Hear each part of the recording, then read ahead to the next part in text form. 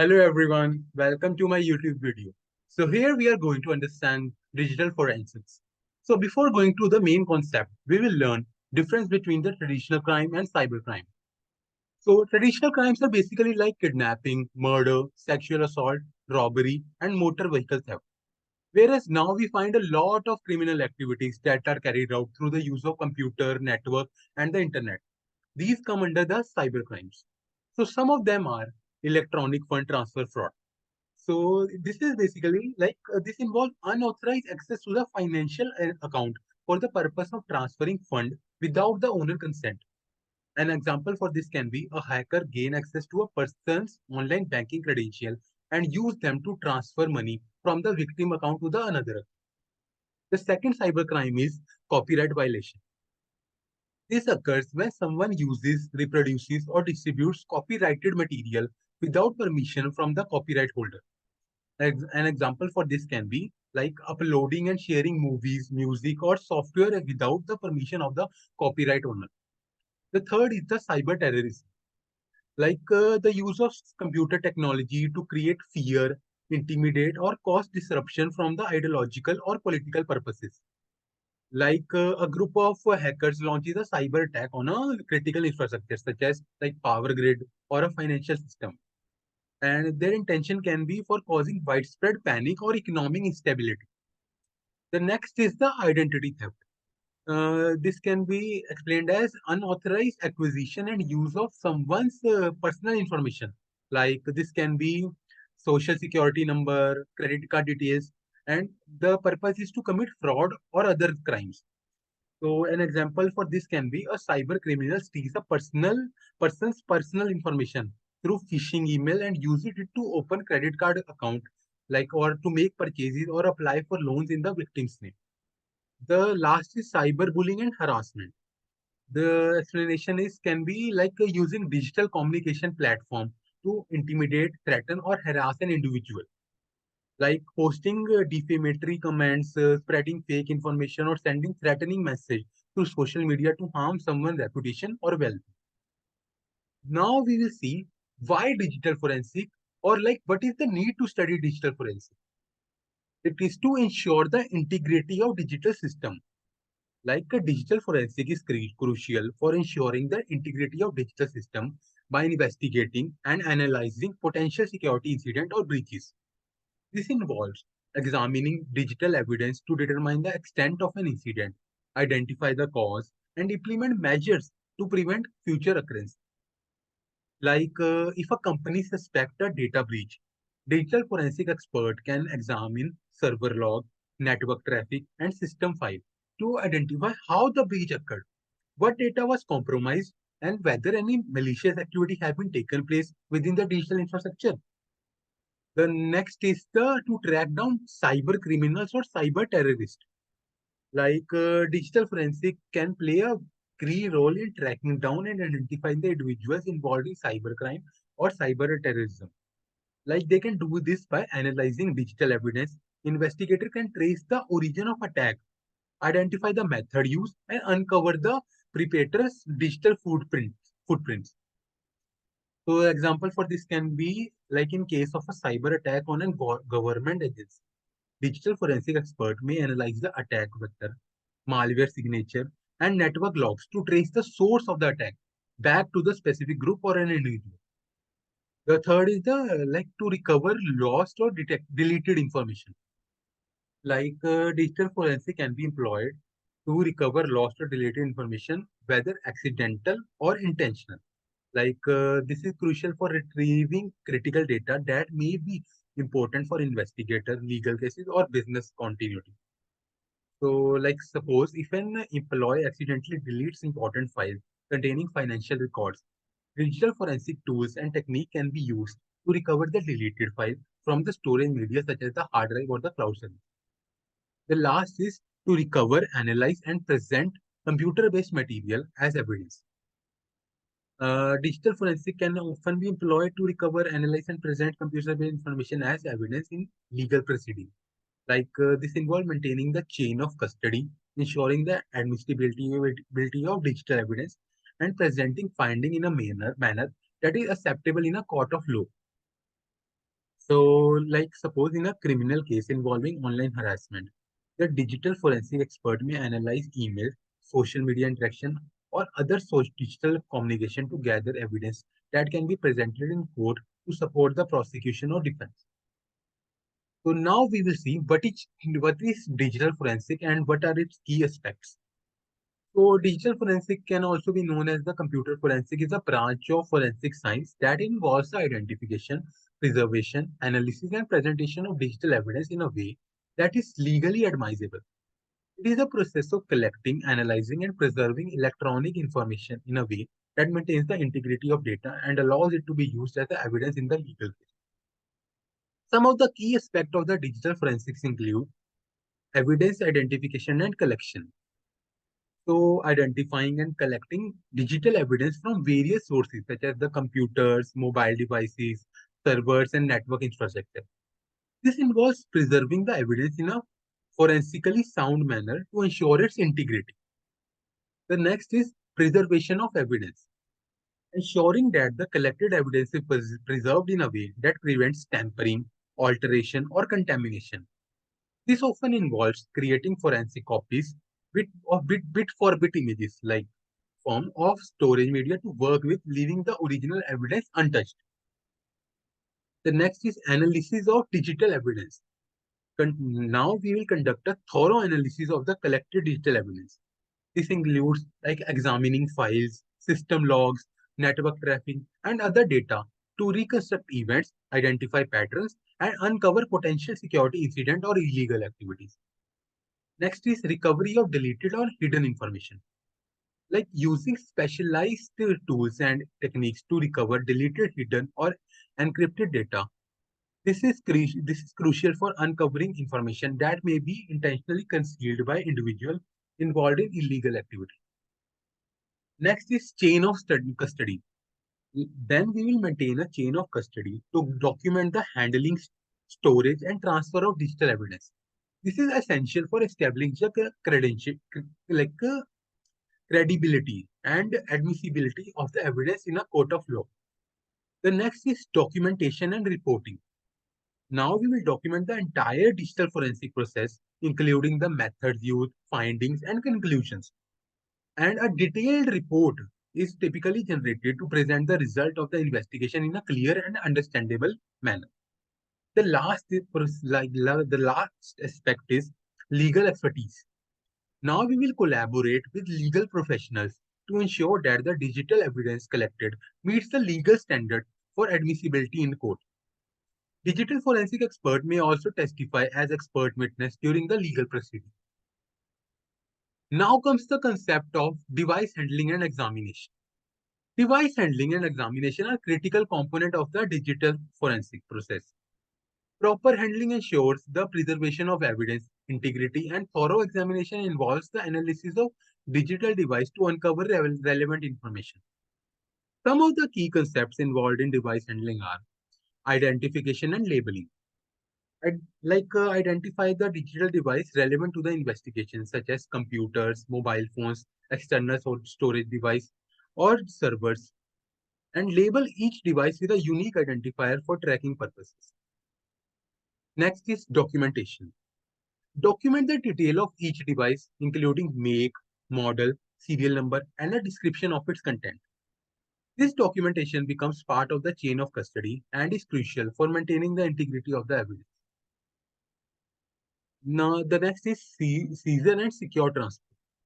Properly seizure the digital device in a forensically sound manner to prevent data alternation or loss, and using anti-static bags or Faraday's bag, depending on the nature of the device, to prevent electromagnetic interference during the transfer.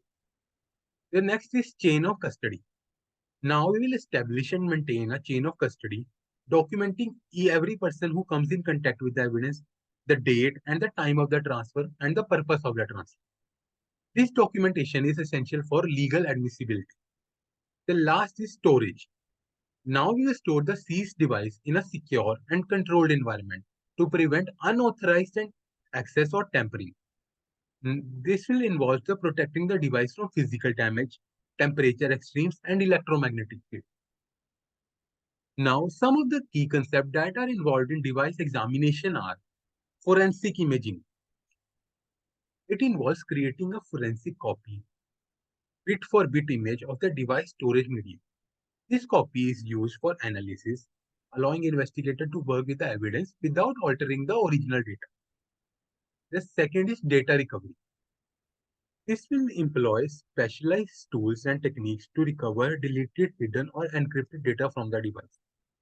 This may involve the use of forensic software to extract information while maintaining the integrity of the evidence.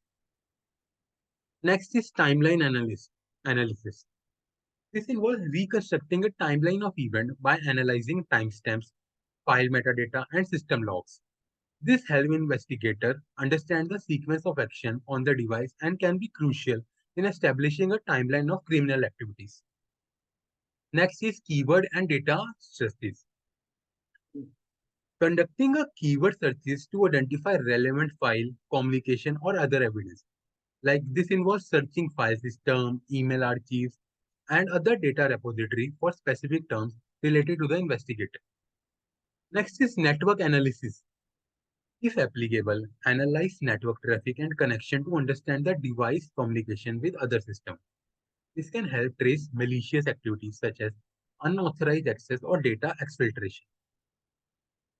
The next is hash verification, verifying the integrity of the forensic images and extracted data using cryptographic hash function.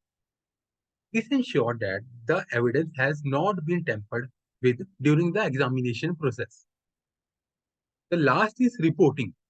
Now we will document the finding in a detailed forensic report. This report should include the method used, the result of the examination, and any relevant conclusion. This report serves as a crucial resource for legal proceedings. Now there are some of the device handling and examination principles. The first is don't modify anything. Second principle is if you have a risk, if you have to risk modifying, like if you have to modify something, it is compulsory to modify something, then make sure you know what you are doing. The third principle is record everything you do in the right order. And the fourth and the last principle is someone must take responsibility for making sure everything that is done is both legal and is accordance with these principles.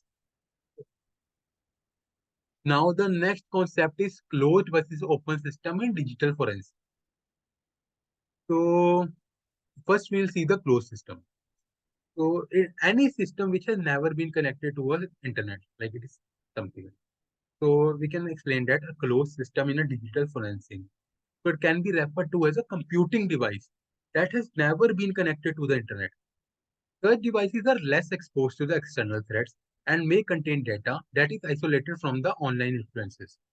An example for this can be consider a standalone computer in an air-gapped environment, meaning it has never been connected to the internet or any external network. This could be a computer used for sensitive research or a system in a secure facility. The next is works as an isolated entity.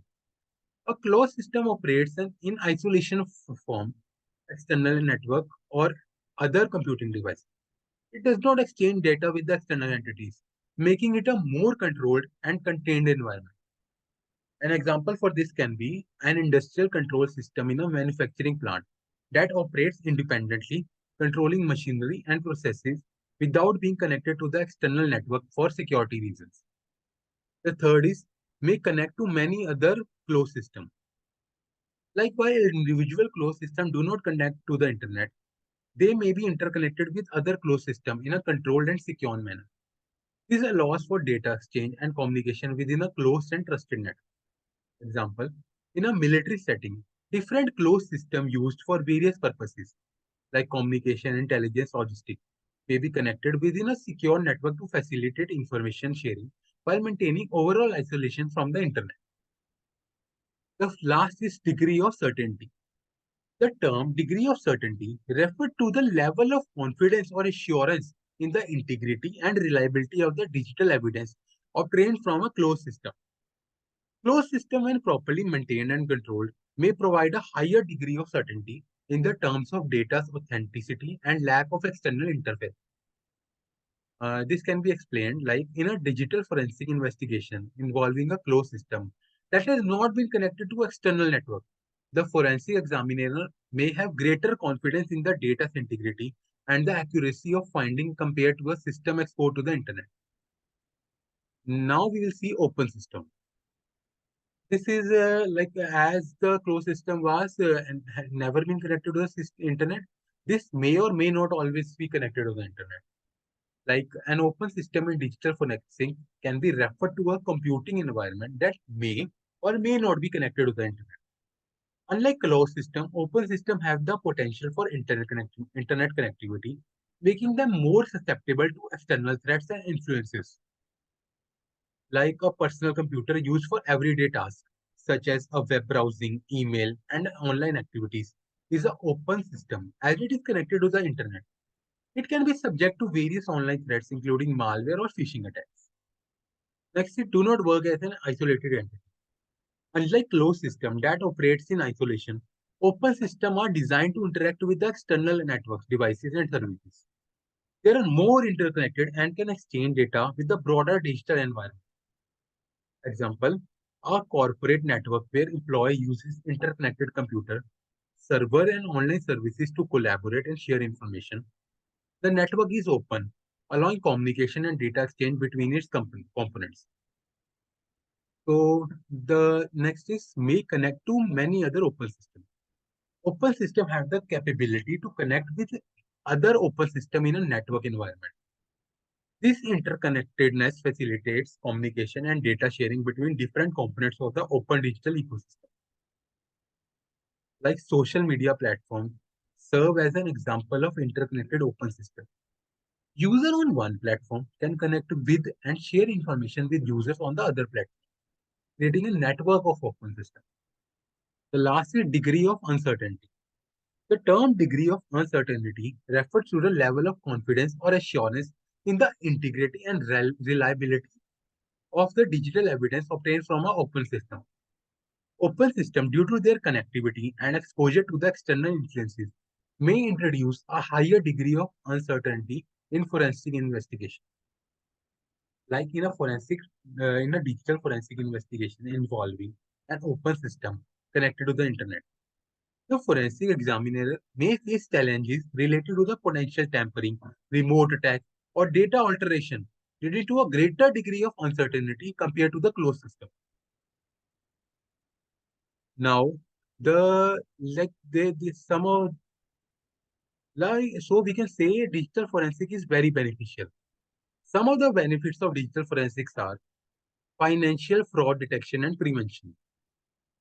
Digital forensic is instrumental in detecting and preventing financial fraud by analyzing digital evidence related to the fraudulent activities, unauthorized transaction, or embezzlement. Like suppose if a company suspects financial fraud involving unauthorized access to financial system, digital forensic expert can examine system logs, account transaction, and communication record to trace the fraudulent activity, like to identify the perpetrator and implement patches to prevent the future incidents. Now, the second is to track down cyber criminals or cyber terrorists. Digital forensic plays a crucial role in tracking down individual or group involved in cybercrime or cyber terrorism. It involves analyzing digital evidence to trace the origin, method, and digital footprint of the perpetrator. The example for this can be in a case of a cyber attack on a government institution. Digital forensic expert may analyze malware signature, network logs, and communication channel to track down the cyber criminals or cyber terrorists responsible for the attack. Third is recover lost or deleted information. Digital forensic can recover lost or deleted information, whether due to accidental deletion or intentional tampering. This is vital for restoring critical data and understanding the circumstances surrounding its loss. Like an example for this can be if an employee accidentally delete important files containing financial record, digital forensic tool and technique can be used to recover the deleted file from storage media such as hard drive or cloud service. Next is cybercrime monitoring and investigation. Digital forensic is employed for continuous monitoring and investigation of cybercrimes. It involves analyzing digital evidence to detect, investigate, and respond to various types of cyber threats and criminal activity. Security analysts may use digital forensic tool to monitor network traffic for signs of unusual or malicious activity, such as pattern indicative of a potential cyber attack. If detected, a detailed investigation using digital forensic technique is initiated. Last is to collect the digital evidence. Digital forensic is pivotal in collecting, preserving, and analyzing digital evidence for legal purposes. It ensures the evidence is obtained in a forensically sound manner, making it admissible in a court of law. Example, in a criminal investigation involving a cyberbullying case, digital forensic expert may collect and analyze digital evidence such as email, social media post, or chat log to present in court as evidence of the harassment. Next concept is 7 elements of the security model. So first is entities. Entities can be referred to as the individual or objects that play a role in the digital forensic process. This include people, device, and any other relevant entities involved in or affected by the investigation. Like in a digital forensic investigation, entities could include the forensic examiner, the suspect, computer server, and other devices that hold digital evidence. Second is environment. The environment encompasses the surrounding and context in which the digital forensic activities take place. This includes both the physical and digital environments where evidence is collected and analyzed. The environment in a digital forensic case might involve a corporate network, the internet, or a specific location where a crime occurred. The third is organization. Organization refers to the structure and coordination of the entities involved in digital forensics. This could include the organization setup of the forensic team, collaboration with the external entities, and the overall management of the investigation. Example can be a digital forensic team with a law enforcement agency, or corporate security department, or a private forensic consulting. Next is infrastructure. Infrastructure involves the technological and physical framework that support digital forensic activity. This includes hardware, software, network, and any other tool or resource used in the investigation. Digital forensic infrastructure might include forensic workstation, storage server, forensic software tool, network analyzer, and secure storage facility. Fifth is activities. Activities refer to the specific action and task performed during a digital forensic investigation. This includes processes such as evidence collection, analysis, documentation, and reporting. Forensic activity may involve creating a forensic image of a hard drive, analyzing network traffic pattern, examining file metadata, and documenting finding in a forensic report. First, next is procedure. Procedure outlines the step-by-step methodologies and guidelines followed in a digital forensic activity. This includes standardized process for evidence handling, analysis, and reporting. The example for this can be a forensic procedure might specify how to properly seize a computer, the steps for creating a forensic image, or guidelines for preserving the chain of custody. Last is data. Data encompasses the information and evidence collected during a digital forensic investigation. This includes files, logs, metadata, and any other digital artifact that serve as the evidence. Example for data can be digital evidence might include email, document, photos, system log, and other data relevant to the investigation. Next concept is PDA, personal digital assistance. A personal digital assistant is a handheld computing device that combines computing, telephone sex, and networking features. The advantages of PDA are portability. Uh, Public digital assistants are small, lightweight, and portable, making them easy to carry and use on the go. This portability was a significant advantage before the widespread adoption of the smartphone. Second advantage is organizational tool. PDS typically include features such as calendars, to-do list, and note-taking application, helping users stay organized and manage their schedule efficiently. The third advantage is communication. Many PDS had communication capabilities, allowing users to send email, make phone calls, and send receive text messages. This communication functionality was a precursor to modern smartphone. Fourth advantage is basic application. PDS often come with this basic productivity applications such as calculator, word processor, and spreadsheet, providing user with the essential tool for work-related tasks. The last advantage is long battery life. Compared to early mobile phones, PDS typically had longer battery life, allowing user to use the device throughout the day without frequent recharge. Uh, with the advantages, PDS has some of the disadvantages, like limited processing power. PDS had limited processing power compared to the contemporary computing device. This limitation constrained their ability to run complex applications or handle demanding tasks. Second is small screen size. The small screen size of PDS limited the amount of information that could be displayed, affecting the user experience, especially when viewing documents or websites. Third is limited storage capacity. PDS only had limited storage capacity for application and data users. Users had to manage their storage carefully, and larger files or extensive application installation were often challenging. Fourth is dependency on stylus input. Many PDS relied on stylus input, which could be less intuitive and slower than using a keyboard or touch screen. User had to carry and not lose the stylus for effective interaction. Next is evolution of smartphone. The rise of smartphone with more advanced feature and capabilities made traditional PDS less relevant. Users increasingly opted for devices that combine PDF functionality with telephony, leading to the decline of standalone PDS. Next is limited connectivity option. Early PDS had limited connectivity option compared to the modern devices. Wi-Fi and cellular were not a widespread, limiting the device ability to connect to the internet. The last is obsolete technology. With the evolution of technology, PDS becomes obsolete. Smartphones and tablets with more advanced feature, better processing power, and a larger screen have largely replaced traditional PDS. Thank you. That's all from my side.